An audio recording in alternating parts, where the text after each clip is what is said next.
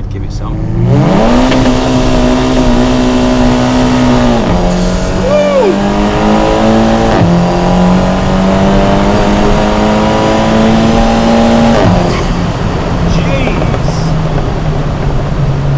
That was insane. Oh my gosh. Woo! Wow. Okay. Alright then guys, so this has been long overdue, but we are back. The Scirocco is back. It has been a while in the making. I've had a lot of stuff. I'll go through it all, but I thought it is just no longer my birthday, and I thought, you know what, I'm just gonna go for a little drive. A lot of people have been asking for it, so why not? And I think any time like now is appropriate, so no time like the present.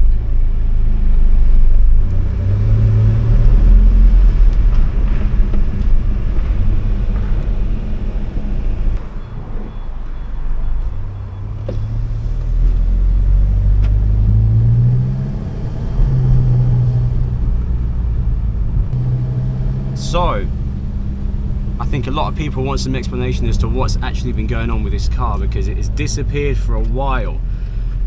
And yeah, there's been a lot done. There has been a huge amount done to the car. It has been so expensive, it is unreal. But there's a reason, there's a cause. Obviously, certain situations that led me to have the car kind of off the road. Really and truly, the main one being the gearbox having to, well, to kill itself. And that cost me a fair amount of money, like £4,000. £4,000, yeah, bonkers. But it needed to be done, otherwise the car just wasn't driving right. So here we are, £4,000 later, and you're probably wondering, well, what got done on it? What you know, what foot the bill of £4,000? So the oil pump inside the box rebuilt, as well as, you know what, I'm actually terrible when it comes to trying to explain something and drive at the same time. I don't know how people go on their phone while they're driving. I can't even talk and drive. Yeah, so clutches, check. Mechatronics, check. Valve body assembly cleaned, rebuilt, new seals in the entire thing, new solenoids, adaptations, oil, filter, and then really and truly the most, well, it wasn't the most expensive part, but as a part alone, it was the most expensive part.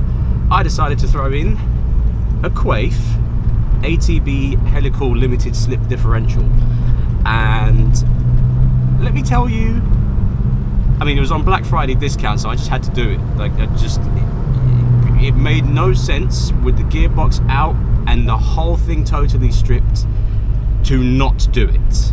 If you ever end up in a situation where you're having your gearbox rebuilt, you would be actually stupid to not put one in. So, man, you know, London, sort out these, they're not even speed bumps. It's like someone's just left concrete in the middle of the road to harden. And you got these dips. And then where's this next one? It's coming. There. What is that? It's just a mound in the middle of the road that I have to avoid every time because it's just someone didn't actually flatten the road properly. Limited slip differential. 110% the best thing you can do for your car if you have the gearbox out. If you don't, different story. But I did, so I did it. No, don't cut across me. Don't cut across me. Freaking absolute Looney Tunes. Usually I'll be swearing, but I'm trying to keep this kind of PG. Donut. Yeah, absolute freaking donut. So yeah, that was an expensive bill, but it was totally worth it. No, it wasn't. It wasn't worth it. It just had to be done because we were having issues. Oh yeah, again, other things. A completely snapped transmission mount. Like, I've got a picture. I will I will insert it here. Completely trashed, snaps clean in half, and then the engine mount, because it had to basically take on all the load from the failed transmission mount, that went too. And they'll put a picture of that there as well. So we have basically 2 of the 3 engine mounts which are gone, and the only one that was really doing the job it was supposed to was a pendulum mount, or the dog bone mount. So that was the only one doing its job underneath the car. Now, I'd upgraded that before, but I put a solid one on. And now my question is, was it the solid one that killed it? Was it the hard launches that killed it? Was it the ridiculous amount of wheel spin that killed it? I don't know. I don't know. Which one was it that did it? Nobody knows. None of us can figure it out. I can't figure it out. My friends can't figure it out. Luke can't figure it out. The guy who built the gearbox can't figure it out. No one knows. But something I did, because obviously it was me, killed 2 of the 3 mounts. Let's get warm in here. So yeah, that's pretty specialist, but they got sorted as well. And yeah, it is so good, pulling away nice and smooth. Shifts are amazing.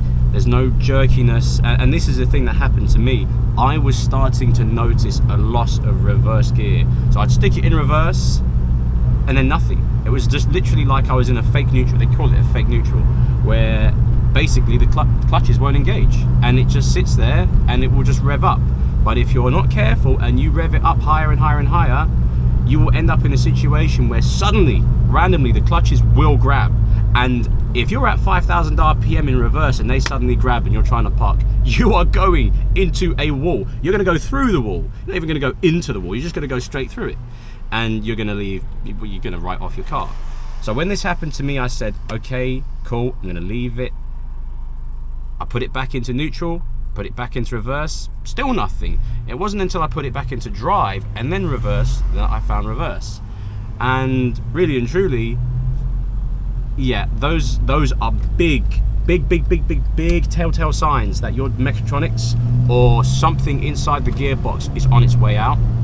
I'm pretty sure the mechatronics wasn't on the way out, but the solenoids that actuate the clutches were. And it's a common problem where they start to stick and are unable to properly engage and disengage the clutches. So when that occurs, problems. And to get to them, you can remove the panel on the side of the gearbox to take the mechatronics out, but you're guessing.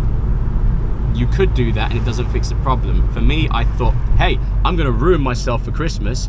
I'm gonna throw all of my, not all of my savings, but I'm gonna throw a lot of it into the entire box. So essentially this gearbox has 100 miles on it now, and it is perfect. My wallet is not happy with me, not in the slightest, but you know, it's got to be done. Oh, saw that. You're screwed, mate. That's 3 points and a £400 fine right there.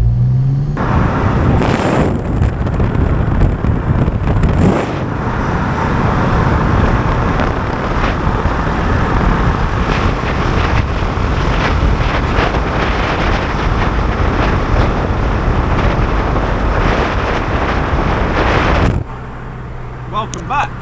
I don't actually know what I was doing there, but I hope you enjoyed it. Actually, I'll explain what I was doing there. This GoPro, which isn't a GoPro, it's a DJI action cam, has a terrible tendency to just like overheat midway through recording, and so I decided to chuck it out the window so I could cool it down. Hello, Brent Cross. I haven't been there in years. It's huge. Last time I was in there was 6 years ago. Anyway, I'm waffling. Let's actually see what the car's doing.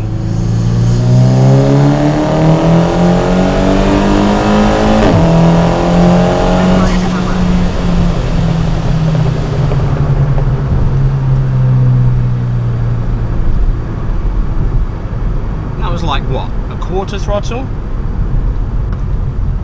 She's a spicy one now. The mod list is kind of big on this car, and that obviously comes with A lot of benefits, a lot of drawbacks. The suspension in this car now is amazing. It truly is, but at 3 grand, it's a lot of money. And you do lose comfort in the car. Red light camera ahead. Oh, so many of them. So even though we've got our comfort button, well, our comfort button, our dynamic chassis control, so you've got normal, which is kind of adaptive, you've got sport, which is firm, and then comfort. I usually drive in comfort because really and truly it's just it's easier on the suspension because it just keeps it a little bit pliable, so it actually has some free movement. If I'm going for a bit of a mad one, then yes, I will have it in sport. You know what, we'll keep it in normal for now. The actual shocks themselves definitely did not have as much feel in the adjustability compared to the KWs. The KWs seem to have way more of a difference between the 3 modes, and that is a benefit, but that benefit comes, as I've said, with a fairly big initial cost. But hey, the plan is to try and make this the most ridiculous Scirocco that I can, or that we can. So that's one way to do it.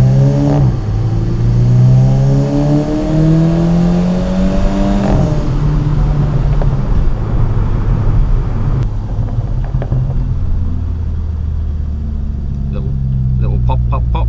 Oh, all right then. I guess not. Oh, we could give it some.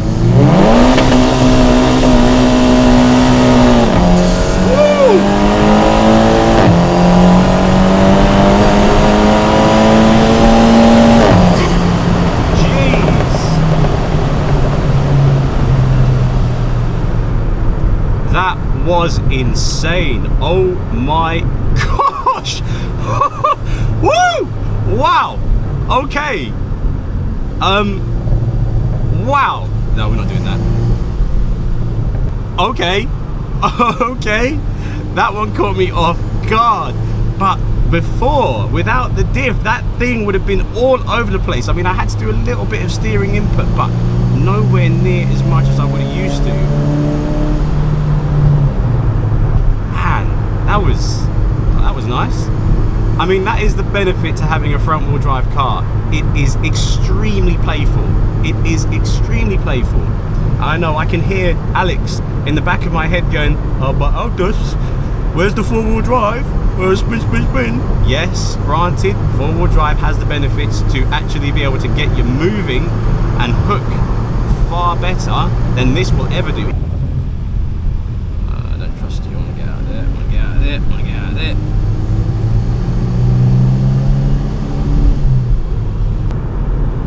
And one thing I'm gonna say, this is completely random, and I just looked at it and I realized I need to explain something. I have had a ton of you lot asking me, where did I buy these gauges from? How much did they cost? How hard was it to put them in? They came with the car.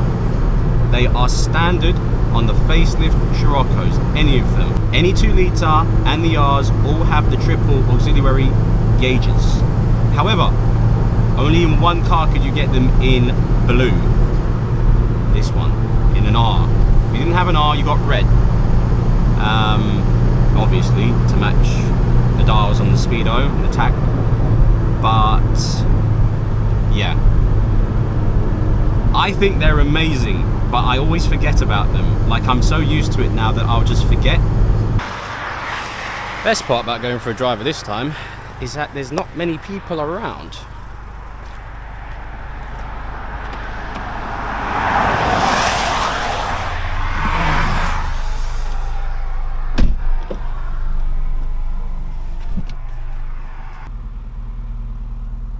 We'll have suspension in sport as well, and I feel like we're going to want that given the conditions.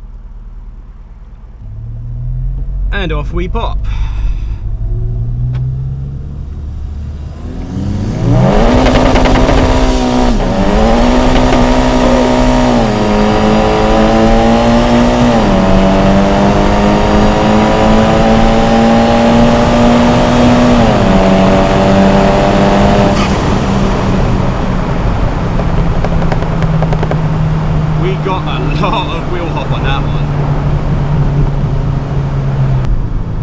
traffic. Span first, span second.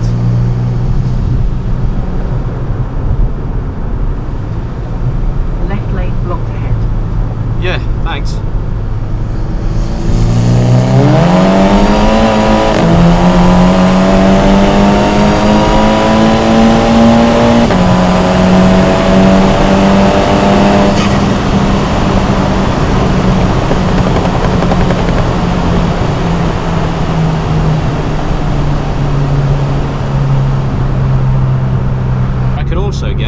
If I'm in sport or manual mode and I kick down and leave my foot on the kick down switch, is AMAX shifting. It essentially translates to acceleration maximum, AMAX acceleration maximum shifting, where it allows a little bit of clutch slip between the two clutches as they engage and disengage the next gear. So when that occurs, you get full torque, no ignition cut, right the way through as it changes gear. So instead of getting your normal, instead you just get a nice kind of smoother change.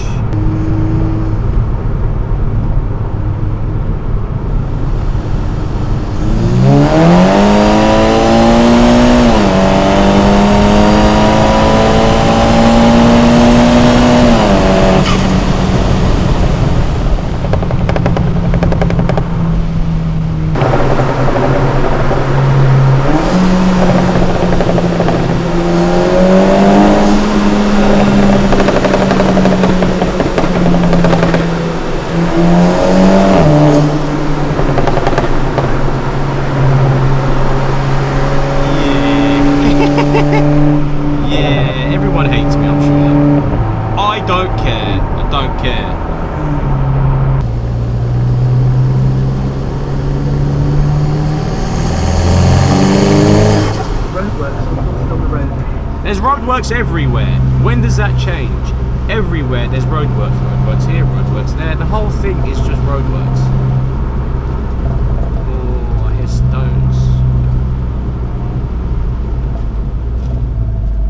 Don't go my way. Please don't go my way. Please. Go my way.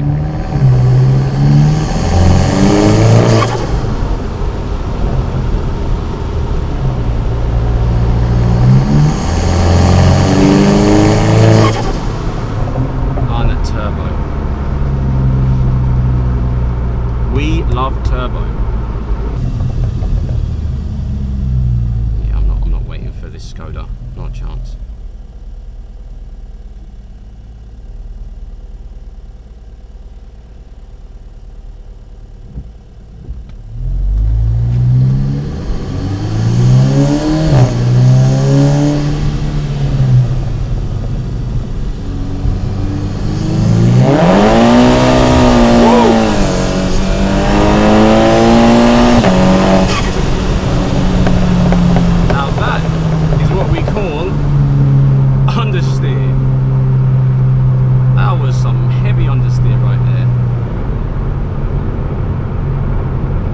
It does surprise you like that sometimes. It just decides to just try and kill you and throw you into a corner.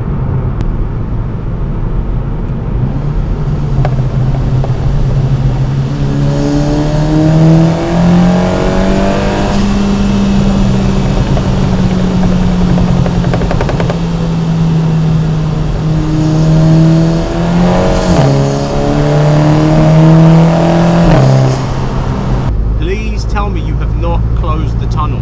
Because if you've closed the tunnel, you're going to upset me a lot. Because I really, really wanted to... No! The tunnel's closed! Why? I don't get this. Why?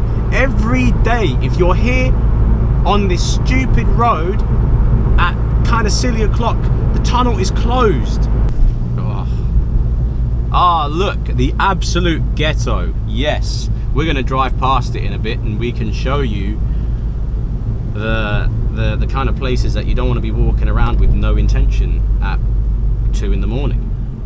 I mean, I don't even know what I'm doing driving around at 2 in the morning with no aim. Oh yeah, this thing is disgusting. There we go.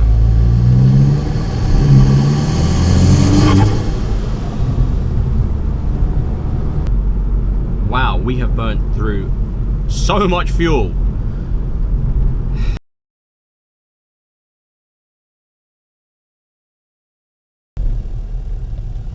What are you guys doing? That is just weird. Like 5 people just standing at a corner of a street at 2 a.m. See, this is what I mean, really. This place is just fucking weird. Oh yeah, I remember this. Oh please, please. It's like guesswork. No scratchy rims, please. Okay, I think we're good. Oh, I think we are good.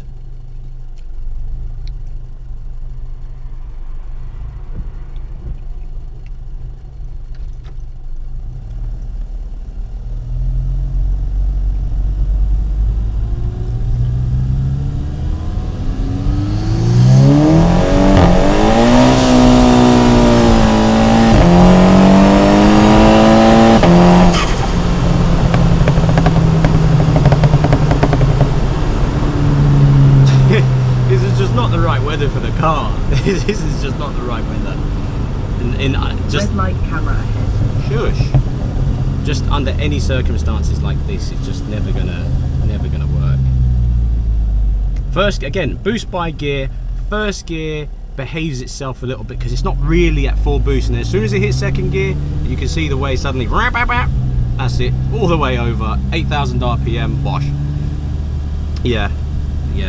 That does, it's still, even to this day, will kind of give me the eebity-jeebities, because 8,000 RPM just sounds insane. Like that's like break your engine kind of RPM, really. It's like problem RPM.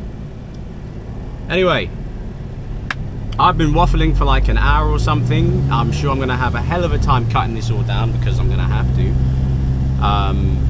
Because no one's gonna want to listen to me waffle for a whole hour.